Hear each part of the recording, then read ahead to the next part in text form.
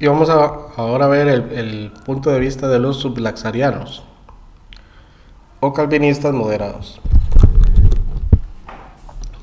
Ahora, ¿por qué se les llama calvinistas moderados? Porque en esta modo de interpretación no hay una predestinación previa a condenación ni a salvación, sino que lleva un orden similar al de los infralaxarianos. Dice Schaeffer que los sublapsarios se distinguen por colocar el decreto de elegir tras el decreto de permitir la caída. A diferencia del supralapsariano, el decreto de elegir es antes de la caída. En ese sentido se parece al infralaxariano, que también la elección es después de la caída. La diferencia es que el sublaxario sigue afirmando una redención limitada, a diferencia del infralapsario, que Dios provee salvación a todos los hombres a través de Cristo.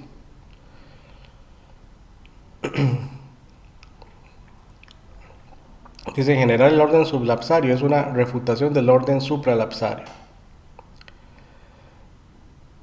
Entonces vemos que dentro del calvinismo, o la historia del calvinismo, hubieron teólogos que no estuvieron totalmente de acuerdo con las posturas originales de Calvino, y esto es una forma de suavizar o flexibilizar esa postura tan dura que muestra el supralapsariano.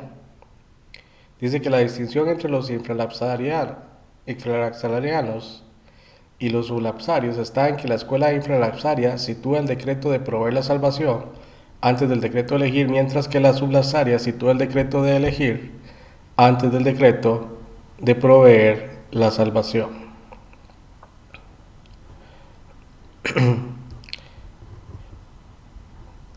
El orden infralapsario, que coloca el decreto de proveer la salvación antes del decreto de elegir, hace posible la opinión de que Cristo realizó una redención ilimitada, mientras que el orden sublapsario, que coloca el decreto de elegir antes del decreto de proveer la salvación, favorece la teoría de una redención limitada. Bueno, básicamente eso es lo que quiere decir, en resumidas cuentas, es que el sublapsario, la decisión de Dios de salvar es después de la caída. La única diferencia es que el sublapsario sigue siendo una redención limitada, o sea, Dios sigue aplicando, de acuerdo a este punto de vista, una salvación solamente a los elegidos, o sea, solamente a aquellos que serán salvos.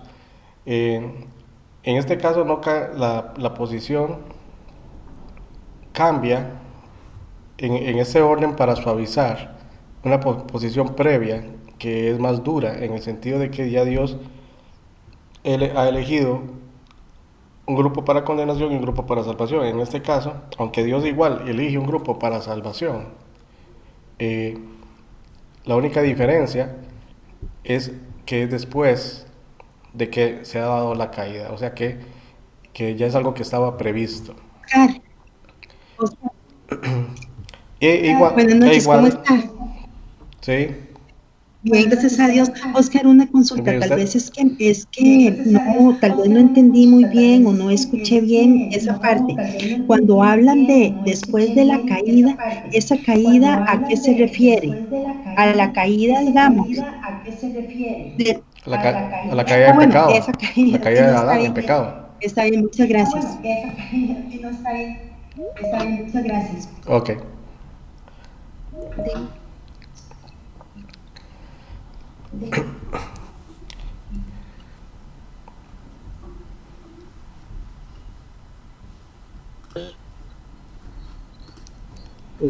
Una pregunta. Este concepto, Sí, el infra, es el que usted dice que se asemeja más al que nosotros, en la fe nosotros practicamos, sin correcto. contar los otros tres.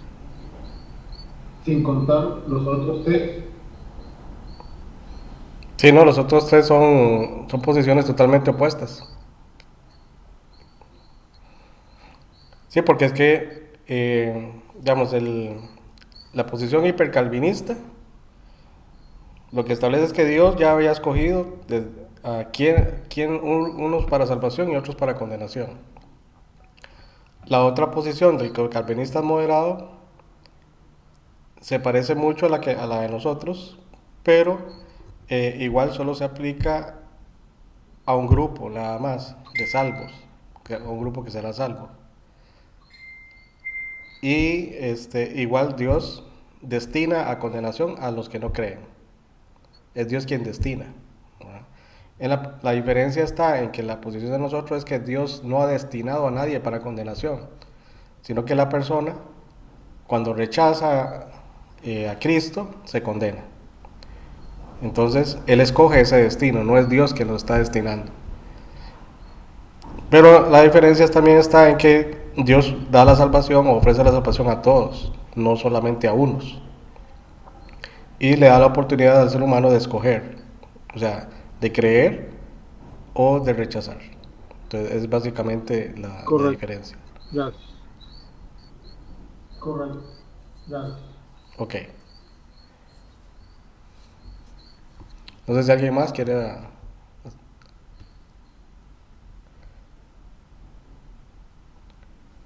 Ok.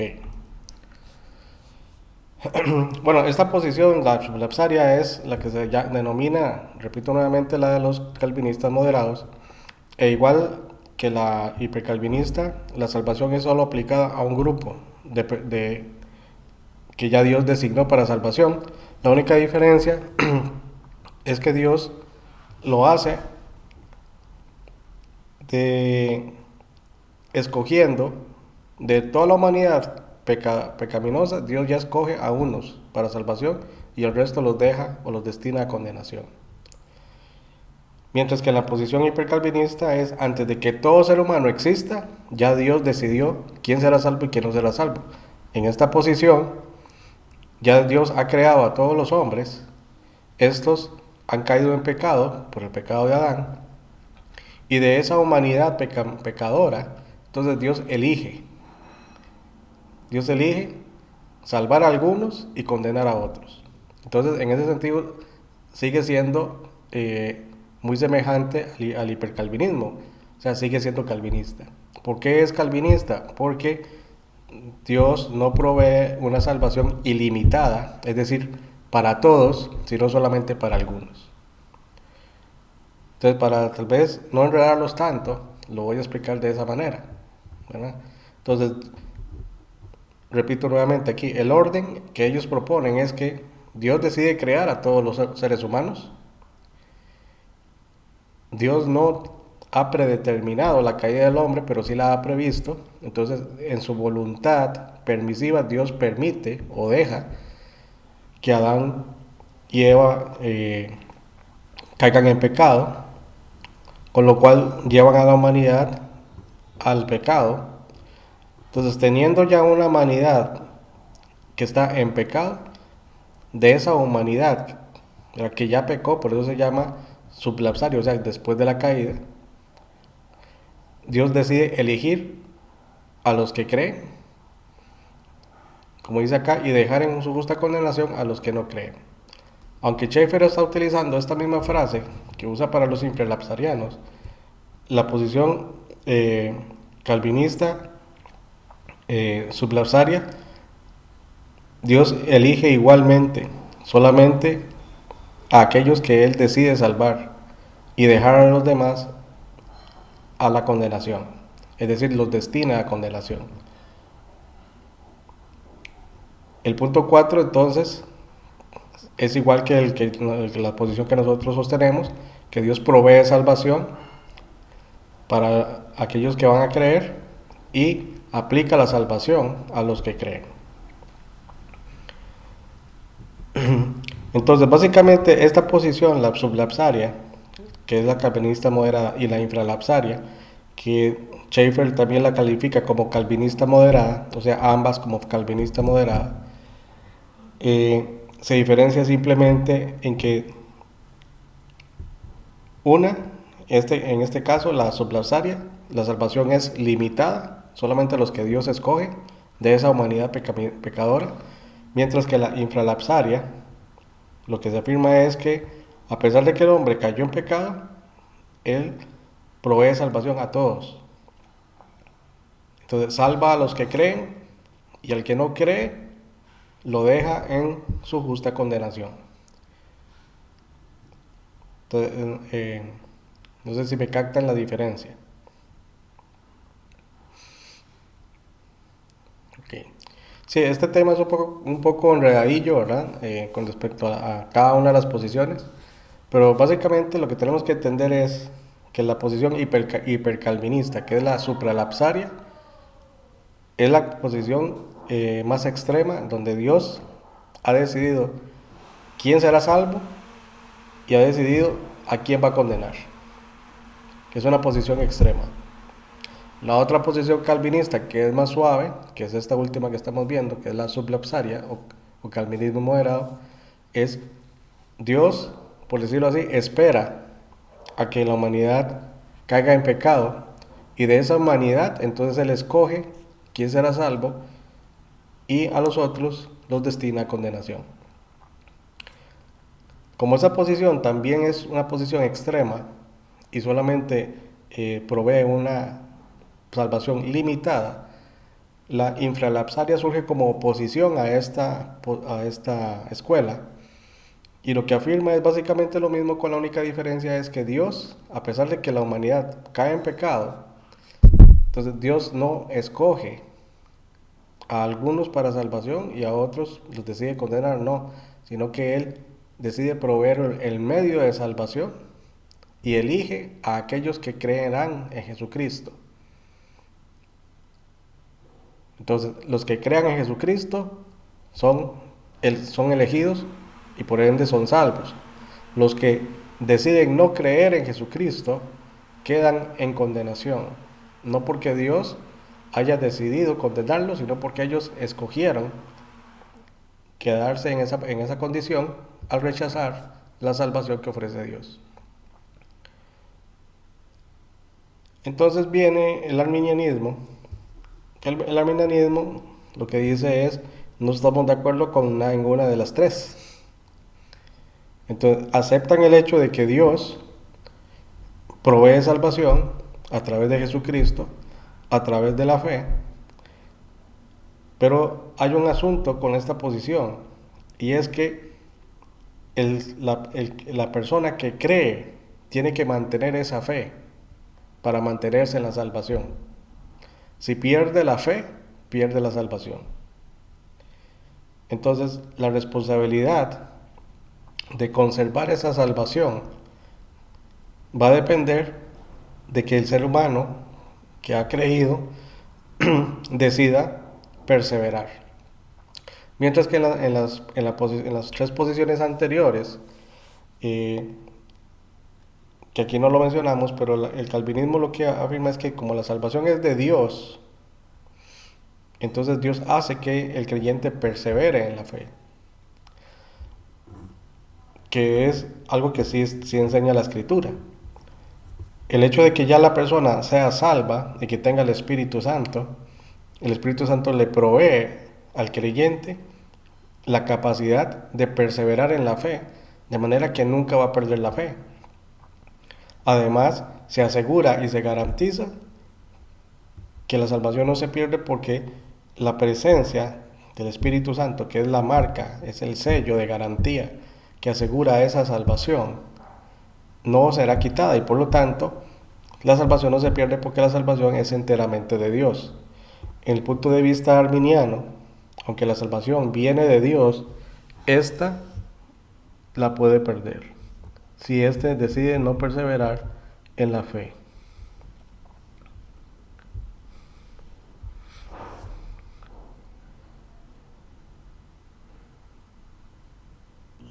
Oscar, una preguntita.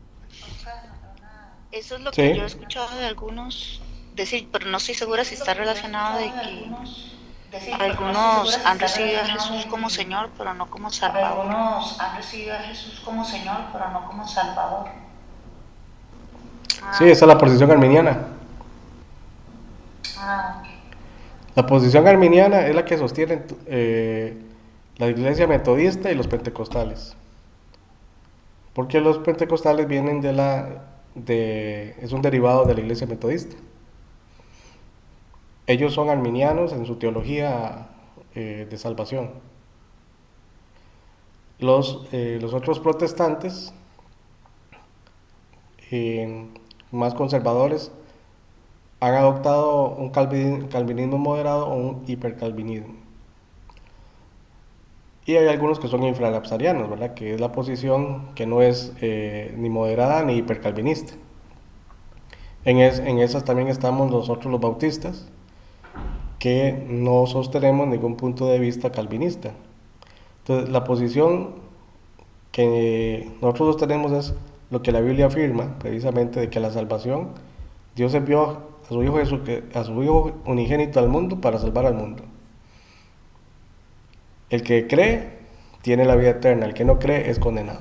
Entonces, en Juan capítulo 3, ahí está la posición infralapsariana, por decirlo así, si queremos una base bíblica. Entonces, cuando estudiamos detenidamente Juan capítulo 3, no cabe lo que afirman los calvinistas ni los arminianos, porque la escritura es demasiado clara. Empezando por el hecho de que Jesucristo habla sobre el nuevo nacimiento, donde dice en el versículo 5, respondiendo Jesús dijo, de cierto te digo, que el que no naciere de agua y del Espíritu no puede entrar en el reino de Dios. O sea que el ser humano solo puede experimentar dos nacimientos: el nacimiento físico, que es el nacimiento de agua, y el nacimiento del Espíritu. La persona que solamente experimenta el nacimiento de agua, que es el nacimiento físico, sin llegar a experimentar el nacimiento del Espíritu, y eso estamos hablando ya dentro de la dispensación de la gracia, dice, no puede entrar en el reino de Dios. Entonces, esta es una condición nueva que viene a entrar en vigencia después de la muerte de Cristo. Porque antes de la muerte de Cristo en la cruz del Calvario, el Espíritu Santo no reside permanentemente en ningún creyente. Aunque el Espíritu Santo puede estar en los creyentes del Antiguo Testamento, es de manera temporal y para algún ministerio específico, por ejemplo los profetas o por ejemplo los reyes, como el rey David, por ejemplo, o Salomón, o profetas, que todos los profetas tenían que tener al Espíritu Santo, pero no todos los profetas eran verdaderos profetas de Dios. Pero cuando Cristo va a la cruz del Calvario, y antes de ir a la cruz del Calvario, Él promete enviar al Espíritu Santo, que va a ser habitación permanente en el creyente. Entonces, esto es algo nuevo, y habla del nacimiento del Espíritu, que es el nacimiento de lo alto. O sea, es necesario nacer de nuevo. Entonces, para nacer de nuevo, tiene que ser a través de la fe. Porque luego dice, con lo que Cristo explica sobre la analogía de la serpiente en el desierto, con que el Hijo del Hombre sea levantado, o sea, con su muerte en la cruz, o sea, está hablando de que eso es un tipo de la muerte de Él en la cruz. Dice, para que todo aquel que en Él cree no se pierda, mas tenga vida eterna. Entonces vea que dice, para todo aquel que en Él cree. Entonces aquí esta cláusula especifica para todo aquel, o sea que la salvación es para todo el mundo, para todo aquel que cree. Entonces, si éste cree, no se pierde, sino que recibe vida eterna. Entonces, esa es la condición. ¿Por qué?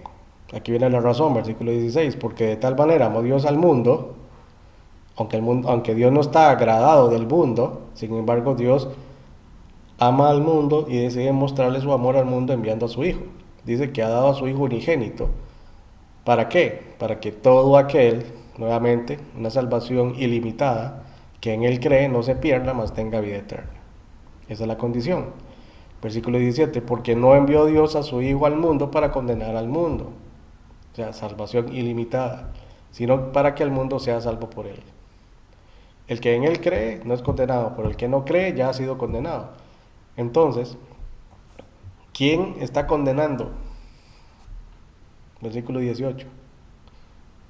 Dios no, porque Jesucristo, Dios dice que no envió a su Hijo al mundo para condenar al mundo. Entonces no es Dios quien está condenando. Entonces, ¿quién condena? La misma persona. Dice, porque el que no cree ya ha sido condenado.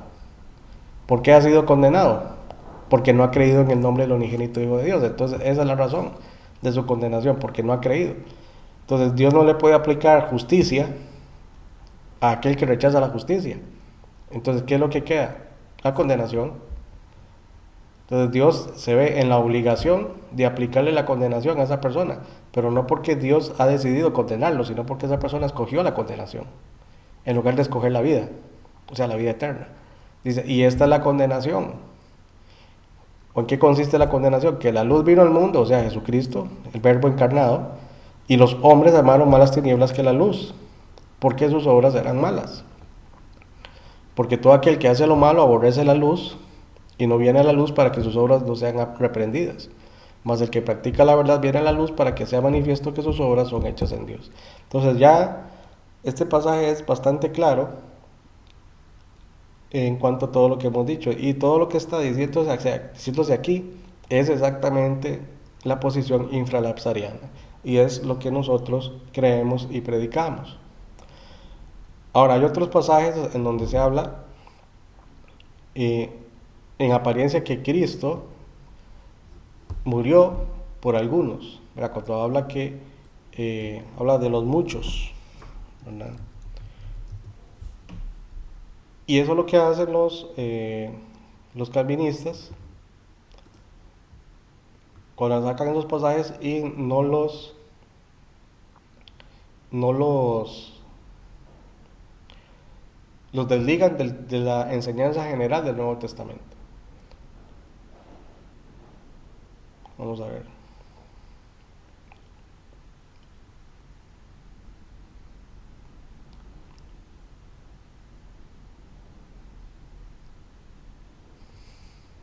No está aquí. De Mateo. Oscar, pues, ahí podríamos ver el ejemplo en el momento de la cruz, en la muerte de Jesucristo, que habían dos ladrones a la par, y ahí tenemos la elección de uno por salvación y el otro que no quiso. Esa es la elección de como hombres, Sí, en la que se toman en el momento indicado.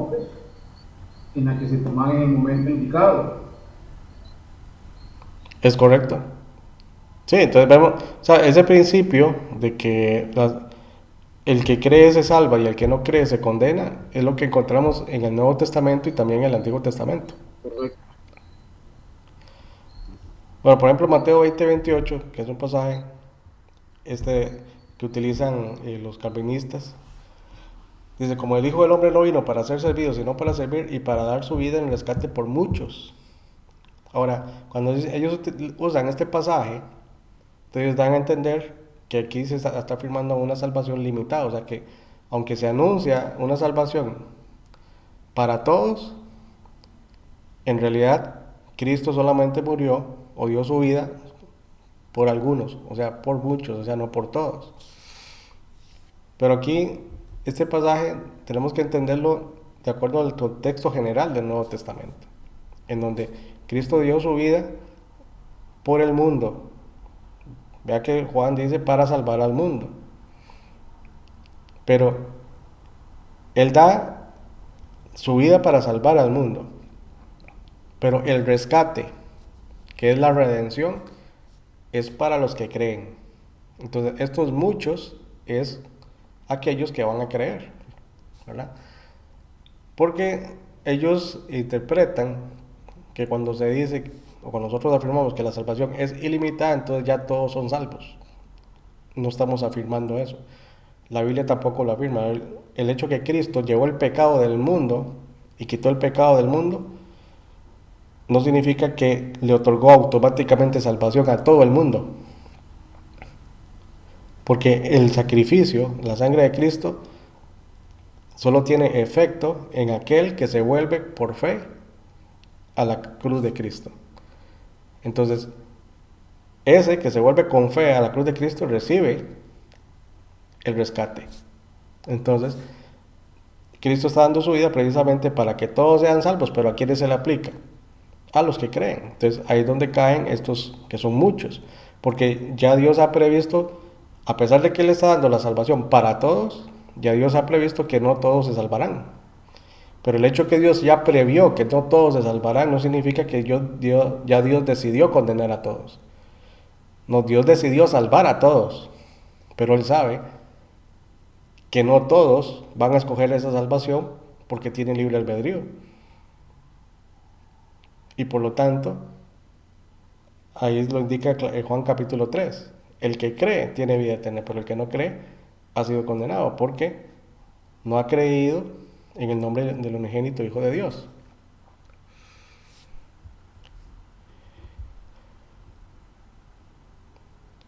Entonces, cuando uno estudia estos pasajes, no podemos desligar estos pasajes del contexto general o de la enseñanza general del Nuevo Testamento.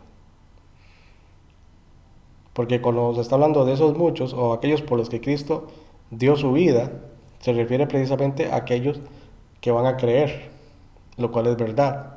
Pero eso no significa que la salvación es limitada solamente a aquellos o esos muchos que van a creer, porque la oferta se le está dando a todos.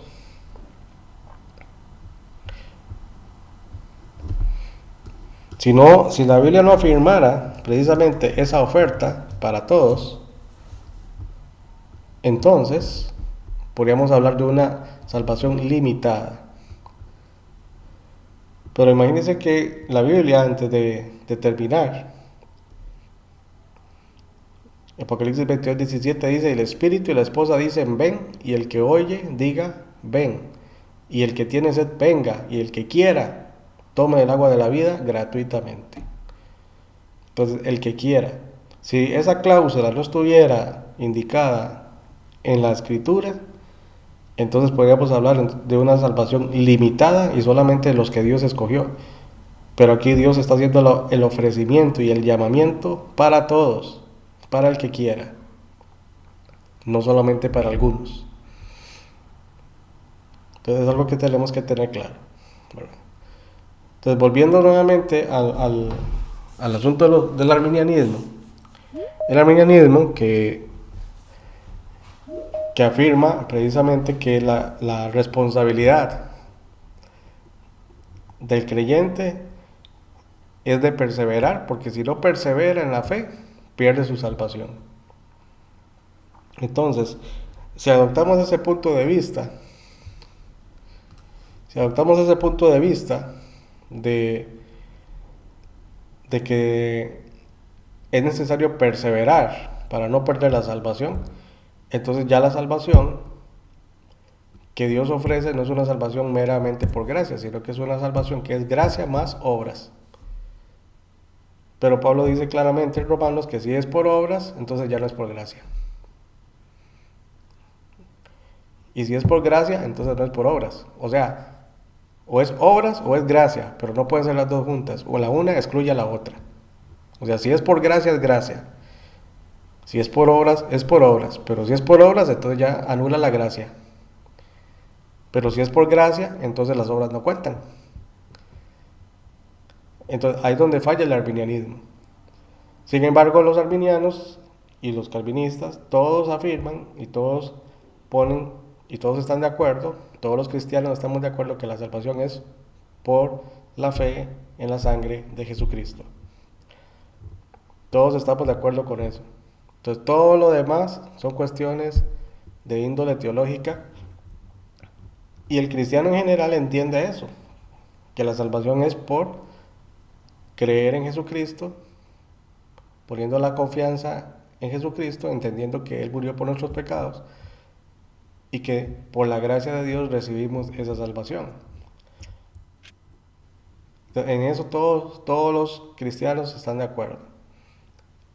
¿En dónde viene el conflicto? Precisamente en este tipo de detalles, en de ponerse a pensar si la salvación se pierde o no se pierde, si una persona es salva o no es salva, que entonces, de acuerdo a este punto de vista,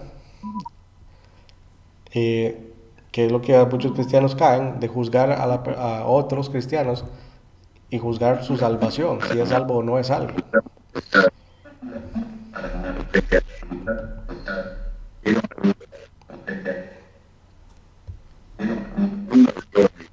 ¿Quién me está hablando?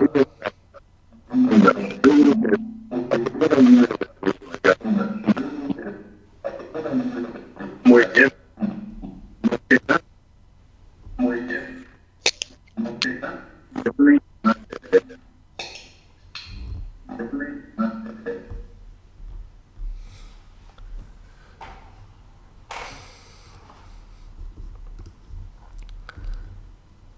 Bueno, no sé quién me está hablando, pero no se le entendió nada.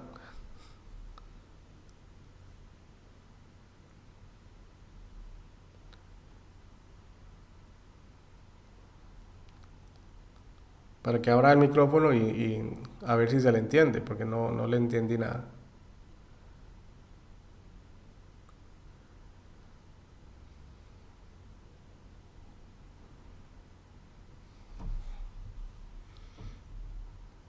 Ok. Bueno, entonces la posición arminiana, básicamente, voy a leer aquí lo que dice Schaeffer. Dice, aquí el orden es idéntico que el punto de vista infralapsario, como una excepción. El concepto arminiano de elección que ellos hacen seguir al decreto de proveer la salvación lo hacen depender de la presciencia de la virtud, fe y obediencia humanas. Mientras que el punto de vista infralapsario sobre la elección la reviste de una preferencia soberana en el escoger, aparte de la presciencia de cualquier mérito humano. O sea, ¿qué significa todo este enredo? Que del punto de vista arminiano, aunque ya Dios ha previsto quiénes serán salvos por la fe, Dios está tomando en cuenta la obediencia del ser humano, la obediencia del creyente, como condición adicional para mantener esa salvación. Por eso es que Schaeffer aquí dice que desde el punto de vista infralapsario, la elección, aunque está la presciencia,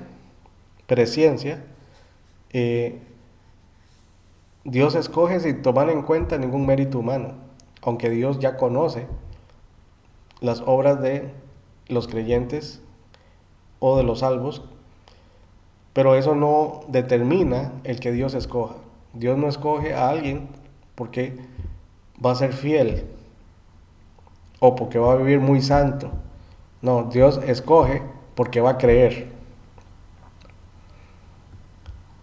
Pero no porque sepa que específicamente que esa persona va a creer, sino que la condición es que la persona crea. Y esa es la condición que Dios está estipulando para escoger, que la persona crea en Jesucristo. Cree en Jesucristo, es salvo, por lo tanto, es escogido. Y sin ningún mérito humano.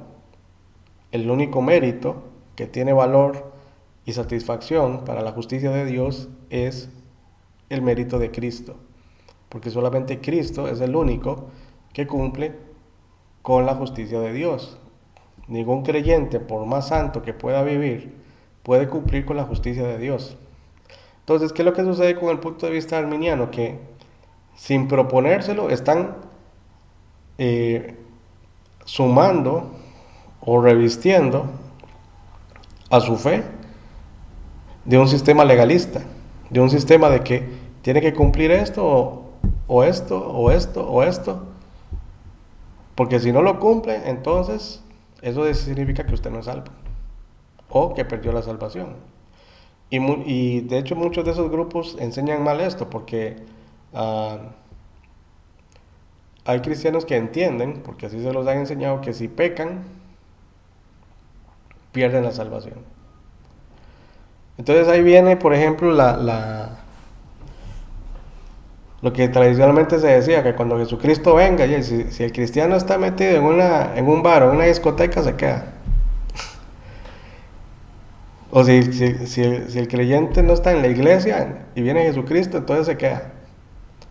Ese es el punto de vista arminiano, porque entonces está haciendo depender que el arrebatamiento, si se va o no se va con Cristo, dependerá de su conducta. Depende de las obras que esté haciendo, de los méritos que esté haciendo. Entonces, si está en un bar tomándose una cerveza, se queda. ¿Por qué? Porque perdió su salvación. Cuando la salvación no tiene que ver absolutamente con nada de lo que el ser humano haga, o sea, el creyente. O sea, el creyente carnal, si es una persona que es nacida de Dios, pero es carnal, que no se puede distinguir su vida de una vida dedicada a Dios, si es creyente, sigue siendo salvo, aunque su vida refleje lo contrario. Pero desde el punto de vista del cristiano que le gusta juzgar la salvación de otros, entonces, si ve que la conducta de tal persona no se ajusta a lo que él cree que tiene que ser la conducta de un cristiano, entonces sí está dando mal testimonio. Sí, está dando mal testimonio. Entonces, concluye que puede ser que esa persona no sea salva. O dice, no, tal vez no. Es una persona que tiene apariencia, pero no lo es. ¿Cómo sabemos que un cristiano es o no es? Que un hijo de Dios es o no es.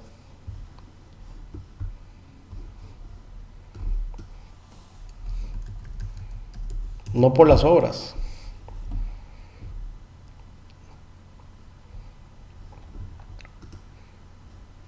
Las obras dan testimonio de la fe,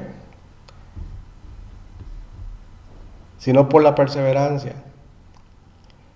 1 Juan 2:19, salieron de nosotros, pero no eran de nosotros, porque si hubiesen sido de nosotros, habrían permanecido con nosotros, pero salieron para que se manifestase que no todos son de nosotros. Entonces, ¿qué es lo que está diciendo Juan acá? ¿Quién sí es y quién no es el que permanece? Entonces, si una persona, un creyente, por las circunstancias de su vida, toma una decisión de apartarse, de alejarse de los caminos de Dios, de no asistir a la iglesia, de tomar malas decisiones,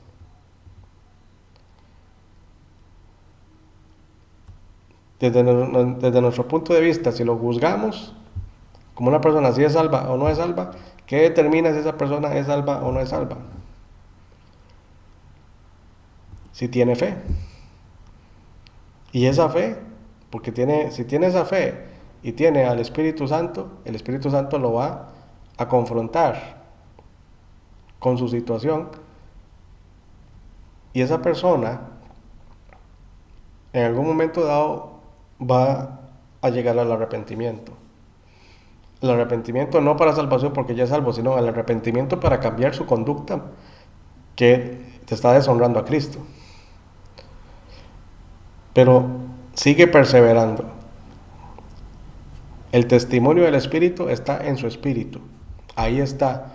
Nosotros no lo podemos ver, pero Dios está trabajando en la vida de esa persona.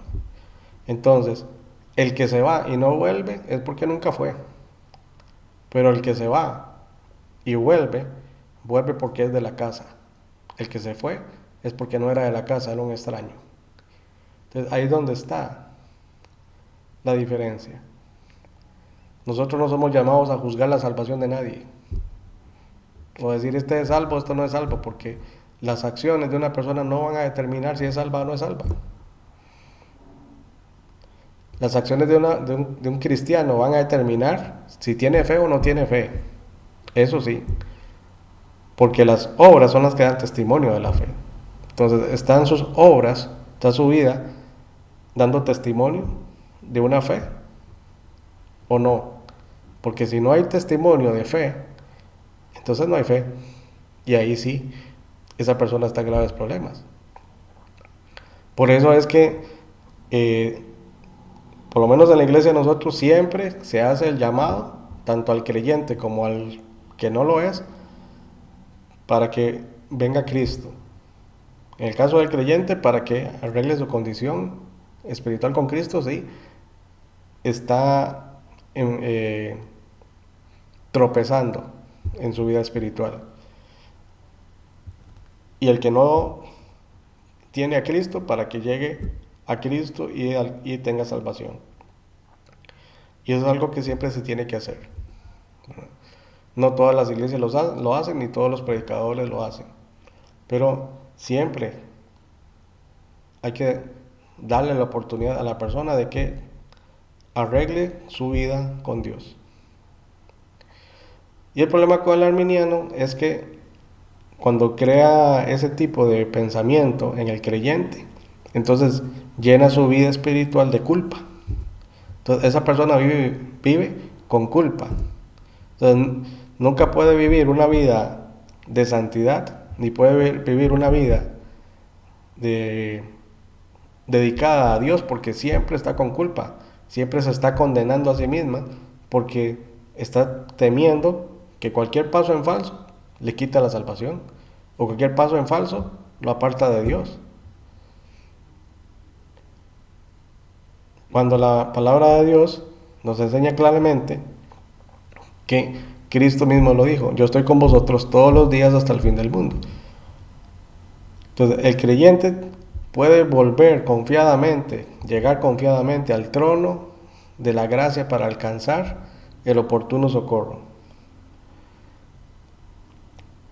Si hemos pecado, abogado tenemos delante del Padre, a Jesucristo el justo, el cual es fiel y justo para perdonarnos y limpiarnos de toda maldad. Entonces, el sacrificio de Jesucristo, la obra de Cristo en el creyente, ofrece provisión de limpieza y provisión de restauración. Pero el creyente que vive con culpa no hace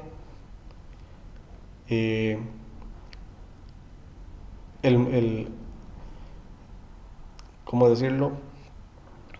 No toma la decisión de volverse a Dios para restauración, para perdón. ¿Y qué pasa si vuelve a caer? Ahí está la provisión. La Biblia dice: 7 veces cae el justo, 7 veces vuelve a levantarse. No importa cuántas veces caiga el justo. Si el justo cae, se levanta. ¿Por qué se levanta? Porque Dios lo levanta. Desde el punto de vista arminiano, nosotros, si caemos, tendríamos que levantarnos a nosotros mismos. Pero desde el punto de vista de la gracia de Dios, si el creyente cae, Dios lo levanta. ¿Por qué? Porque Dios hace que persevere. Mientras que desde el punto de vista arminiano, la perseverancia depende de la fuerza de la carne.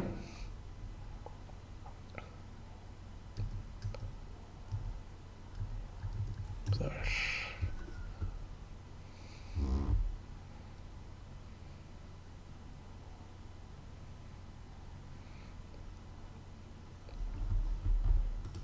No me acuerdo cuál era el versículo. Vamos a ver.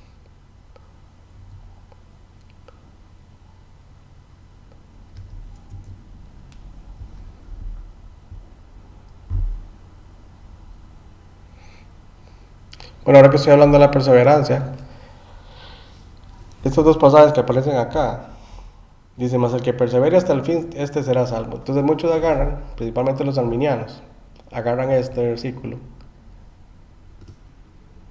y lo sacan de su contexto. Dice: mas el que persevere hasta el fin, este será salvo. Pero ¿de qué está hablando Jesucristo? Jesucristo está hablando aquí: y todo esto será principio de dolores. Entonces os entregarán a tribulación y os matarán, y seréis aborrecidos de todas las gentes por causa de mi nombre. Muchos tropezarán entonces y se entregarán unos a otros, y otros se aborrecerán. Y muchos falsos profetas se levantarán y engañarán a muchos, y por haberse multiplicado la maldad, el amor de muchos se enfriará. Mas el que persevere hasta el fin, este será salvo. Entonces, ¿qué está hablando acá? No está hablando de perseverar para salvación. Está hablando del contexto de la gran tribulación. Entonces, esa perseverancia, dice que este será salvo, no es que porque persevere será salvo, sino que será salvo porque perseveró. ¿Por qué perseveró? Porque a pesar de las persecuciones, a pesar de las tribulaciones, aquí Cristo le está hablando a los creyentes. El impío no puede perseverar para la salvación. El único que puede perseverar es el creyente, porque ya es salvo. Porque Dios guarda al creyente, Dios guarda a la persona para que ésta no caiga. Y si cae, Dios la levanta.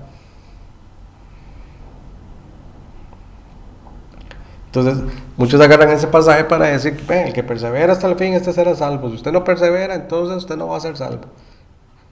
Y todo eso es porque usan mala escritura. Y eso es lo que hacen los arminianos. Y eso lo escucha uno mucho en las iglesias pentecostales. Porque esa es la enseñanza que ellos han recibido.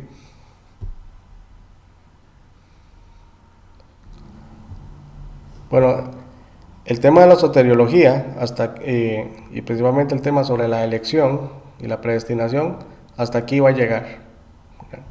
Ya con esto terminaríamos el tema de soteriología.